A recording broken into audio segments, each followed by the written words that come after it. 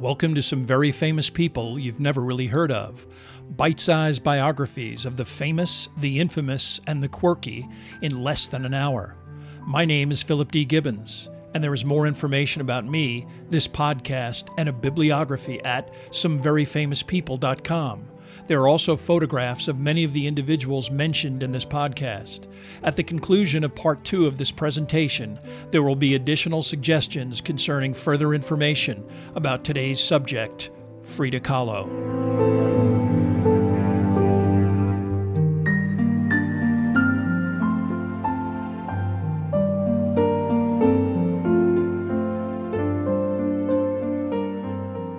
Now let's continue with part 2 of our story about Frida Kahlo. On January 9th, 1937, the Norwegian oil tanker carrying the Trotsky family arrived in Tampico Harbor.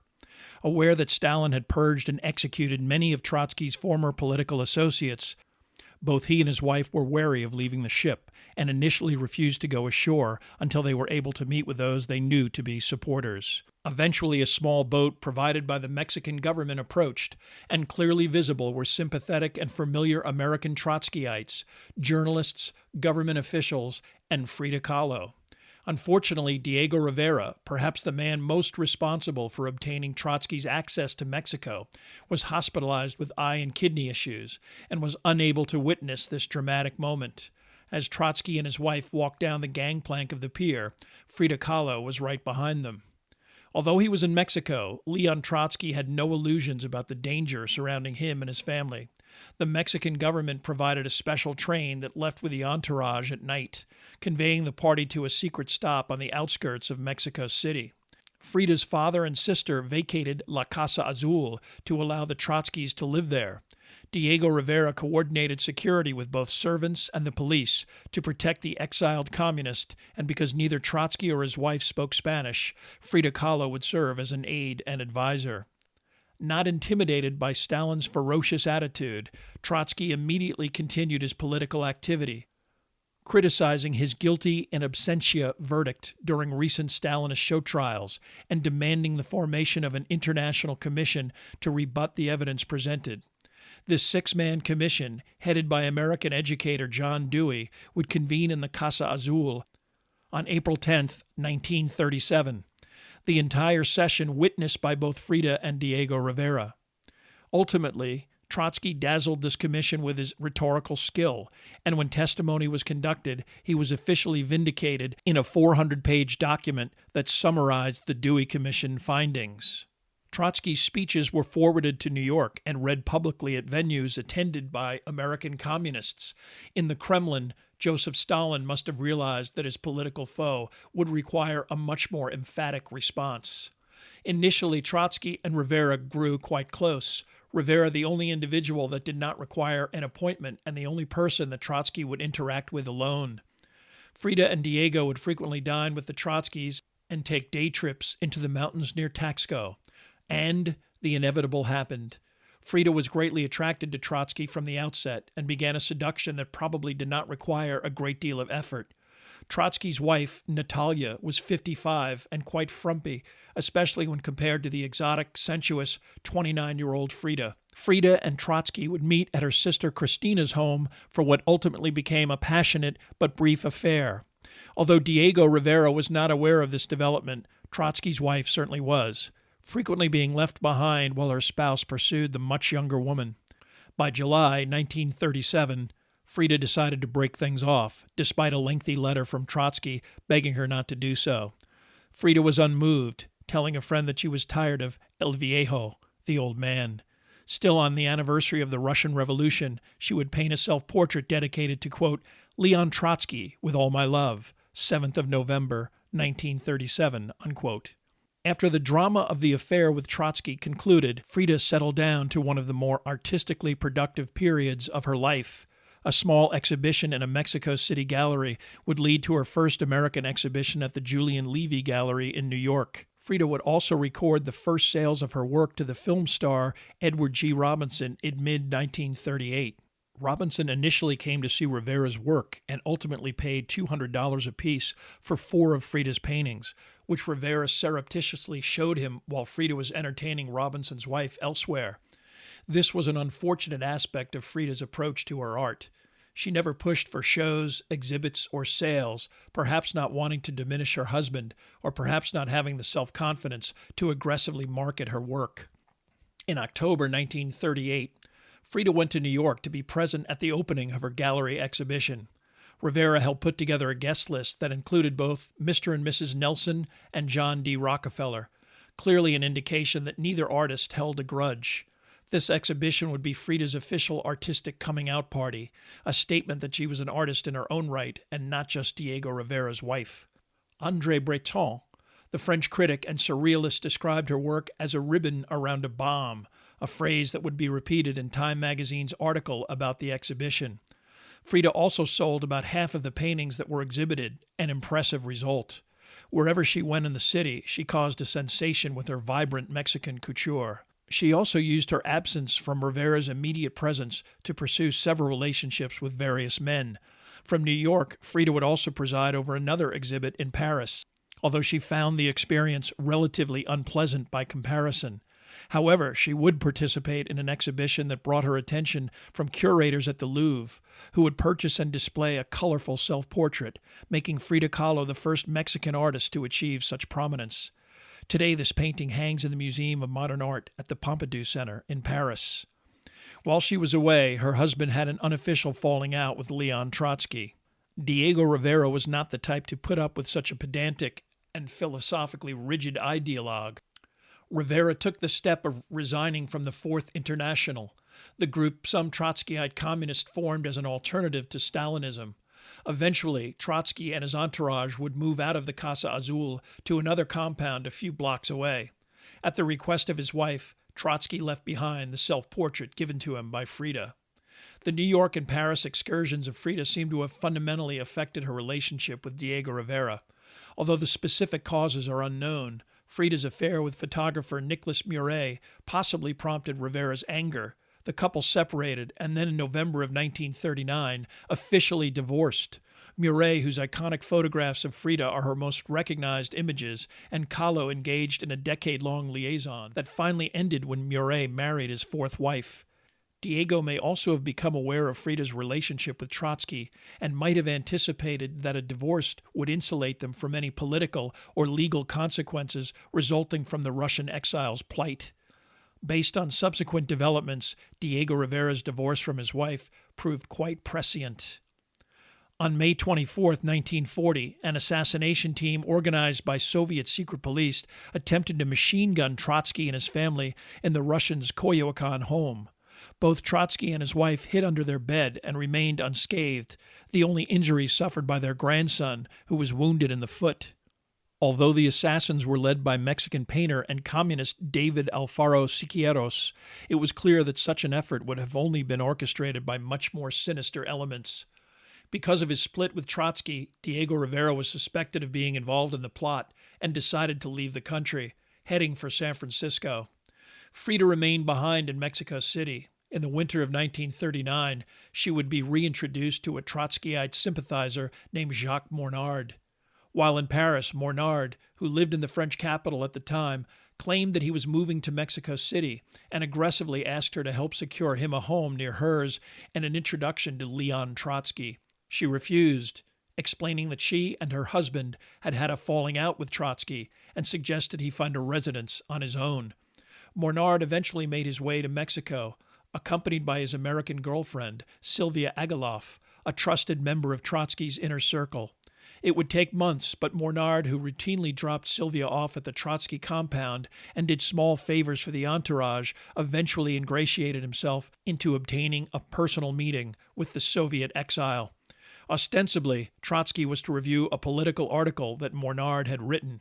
In the late afternoon of August 20th, Leon Trotsky ushered the younger man into his study and began to read his work. Unfortunately for Trotsky, Jacques Mornard was actually Raymond Mercader, a specially recruited Stalinist assassin who took an ice axe from underneath his raincoat and plunged it into Trotsky's skull. Although the blow did not immediately kill Leon Trotsky, he would die of his injuries within 24 hours. Because Frida Kahlo knew Raymond Mercader and had even entertained him in her home, she was arrested and interrogated by Mexican police for 2 days. Upon her release, Frida decided to head to San Francisco herself, if only to regain her health and to avoid any potential political fallout. She spent a month in the hospital, chiefly to address her perpetually painful leg and foot. While there and afterward, she conducted an affair with a young German refugee, Heinz Berggruen, the couple not at all concerned with the lack of privacy of Frida's hospital bed. The possibility of discovery probably only added to the excitement. Despite this adventure, Frida decided to remarry Diego Rivera, an event that took place on December 8, 1940. Perhaps this process was influenced by Mexican law enforcement, determining that neither of the two artists had anything to do with the murder of Trotsky. Mercader's original story that he was angry because Trotsky did not approve of his impending marriage to Sylvia Agaloff would not be debunked for several years, and in fact his true identity as a Stalinist assassin would remain a secret until the 50s. Both Frida and Diego moved back in together at the Casa Azul. Rivera kept his studio at his other home, as well as a residence for any casual dalliances he decided to pursue. For the rest of her life, Frida's relationship with Diego Rivera would be practically maternal and their marriage symbolic. He would wander over to his studio in mid-morning with an assistant and leave her to work in her own studio.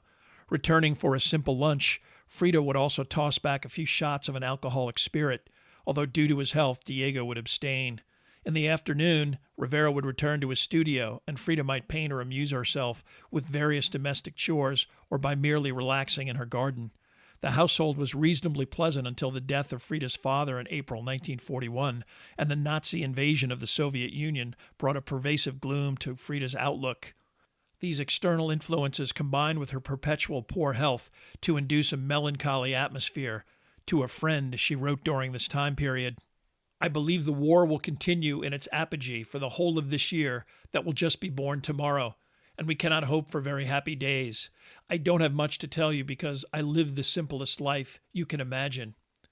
Most of the rest of the decade would be consumed by painting, teaching, and attempting to find solutions for the various ailments that plagued her, which included a chronically infected hand, her right foot, which was troublesome and restrictive, a deteriorating spinal column that was overwhelmingly painful, and even possible syphilis that was diagnosed in the early 40s.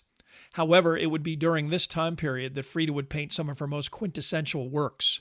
Most were nuanced self-portraits, festooned with animals, ornate costumes, or calligraphy, but others were visually surrealistic images that depicted her life's mental and physical ordeal, birth, life, and regeneration. Although she had several individuals who regularly requested and paid for her artwork, artistic recognition was still a struggle. The Two Fridas is a 1939 work painted during her brief divorce, and among her most symbolic depictions of her own dual personality. On one side, the strong, compassionate, humorous devotee of Rivera. On the other side, a dark, lonely, needy, manipulative martyr who reveled in her role as victim. It would be purchased in 1947 by Mexico City's Museum of Modern Art, primarily because no one else was willing to buy it, and the director of the museum knew she needed the money. Frida's degenerative spinal condition would begin to require surgery and a succession of casts designed to allow her mobility. She would fly to New York in May of 1946 for surgery that would fuse 4 vertebrae with bone and a metal rod. Returning to Mexico, she would be placed in a steel corset and remain bedridden for 8 months. Ultimately, it would be determined by other doctors in Mexico that the operation was unsuccessful and additional surgery and bone grafts were required. Frida's refusal to be confined and even her possible deliberate self-sabotage of her wounds to attract attention from Diego Rivera and even punish him have also been suggested as additionally physically detrimental elements. Introduction of massive amounts of morphine, both during and after these surgeries, would also introduce an addiction that would continue for the rest of Frida's life. One of her paintings from this time period, The Little Deer, depicts her self-portrait attached to a 4-legged animal, wounded by numerous blood-soaked arrows, a blatant summation of her mental and physical condition. The wounded deer would never make it out of the forest. By 1950, her right leg was in such bad shape that her toes began to turn black, indicating gangrene. Her daily existence, bedridden and confined in a corset of varying material, was improved only by various injected analgesics and required hospitalization. Although her condition and the extreme pain that accompanied it made painting difficult, a special easel was improvised so that she could still work while on her back. She would spend most of the year in the hospital, eventually returning home, only able to walk for short distances. Most of the time she was bedridden, painting only still lifes with inserted flags, words, and symbols meant to add meaning. Because she was consuming ever larger amounts of alcohol and painkillers, these paintings were frequently undisciplined and quickly executed. Diego Rivera was struggling financially, and many of these paintings were painted to help him raise money. Although Rivera would sleep under the same roof, by the early 50s they spent little time together. He had no interest in taking care of an invalid, even if it was his wife. He left Frida's house early in the morning and frequently returned well after dinner time. Friends and associates sensed that Frida was quite ill. They arranged her first Mexican solo exhibition in Mexico City in April of 1953 at the Galleria Arte Contemporaneo. Typically told by her doctors that she should remain in bed, she demanded to be taken to the gallery for the opening, her bed transported for the occasion. She was carried into the gallery on a stretcher and placed on her four-poster for the duration of the event. Such bravado could not counteract the seriousness of her condition. In August of 1953, her right leg was amputated at the knee due to spreading gangrene. Already depressed, she unsuccessfully attempted suicide by drug overdose upon hearing of another of Rivera's affairs, perhaps hoping that this would prompt more attention. The amputation of Frida's leg seemed to send her into a downward spiral of anxiety and irrational behavior. She would have wild mood swings. At times she would speak maternally to Diego Rivera as if he were her child. At other times she would lash out at him verbally, or even throw objects like bottles at him, always immediately repentant. Rivera responded with even longer absences, unable to cope with the worsening and unstable condition of his wife. Her artistic output at this point was minimal, but she still managed a few paintings, mostly with allusions to Marx and Stalin, perhaps an attempt to underline her own political identity. A longtime nurse described her condition in the early months of 1954. I had seen her in many crises in her life. In most of them I helped her, but then Frida had both legs, and I knew that without the leg it was impossible to help her anymore. Frida left her bed on one more occasion, literally a revolutionary act of protest against the overthrow of Guatemala's President Jacobo Arbenz by a CIA-backed military junta. On July 2, 1954, she was a prominent member of a group of Mexico City demonstrators, pushed in her wheelchair by Rivera at the head of a lengthy procession of socially and politically prominent individuals that numbered over 10,000 people. It was the last time she would be seen in public. Frida Kahlo celebrated her 47th and last birthday on July 6, 1954. Drawings and notations in her diary indicate that however it would arrive, she knew the end was near. She would die sometime in the early morning of July 13th, from what a doctor officially noted as a pulmonary embolism. Racked by pneumonia, in constant and excessive pain only dulled by massive amounts of opiates, this certainly would not be a far-fetched prognosis. However, on the evening before her death, she insisted on giving Diego Rivera an anniversary present, despite the fact that their anniversary was a month away. Later, her nurse would claim that Frida intentionally exceeded the number of painkillers she was supposed to take. Her final diary entry was both ominous and revelatory. I hope the exit is joyful, and I hope never to come back. Frida Kahlo would lie in state in the Palacio de Bellas Artes, her coffin draped with a communist flag. Eventually led by Diego Rivera, 500 mourners followed Frida's coffin conveyed by a hearse to the crematorium and cemetery known as the Panteón Civil de Dolores. After a brief ceremony, the mourners initially sang political songs like the Internacional and the national anthem, followed by more melancholy Mexican folk songs. One, La Barca de Oro, the Ship of Gold, was especially appropriate. I'm leaving you now, this is goodbye. Farewell, my love, goodbye forever. You'll never see me again, nor hear my songs, but the seas will overflow with my tears. Goodbye, my love, goodbye. Frida Kahlo was then cremated, Her ashes ultimately gathered by Diego Rivera into a red cloth that was placed in a cedar box. Today, these ashes are on display in a pre-Columbian urn on the grounds of La Casa Azul, now a national museum containing many of Frida and Diego Rivera's artworks, her wheelchair, and her four-poster bed, appropriately adorned with one of her decorated plaster corsets, and her life mask. In his autobiography, Diego Rivera would state, "July 13, 1954, was the most tragic day of my life. I had lost my beloved Frida forever. Too late now, I realized that the most wonderful part of my life had been my love for Frida." Typically, within a year, Rivera would marry Emma Hurtado, his art dealer. He would die of a heart attack exacerbated by cancer on November 24, 1957, age 70.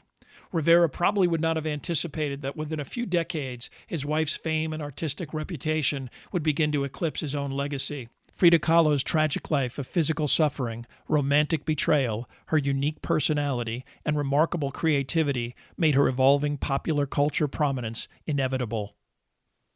A diary entry written only months before her death aptly summarizes her lifelong struggle from an early age and her immortality. "I have achieved a lot. I will be able to walk. I will be able to paint. I love Diego more than I love myself. My will is great. My will remains."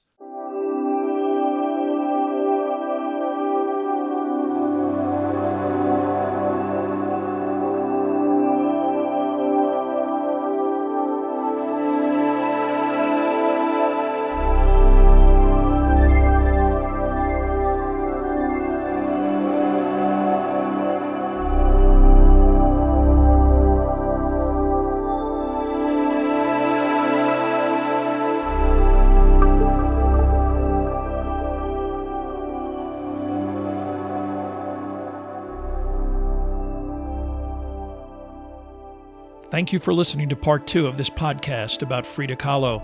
Much of the information for this podcast came from the books Frida, a biography of Frida Kahlo by Hayden Herrera, and Frida Kahlo, The Brush of Anguish by Martha Zamora.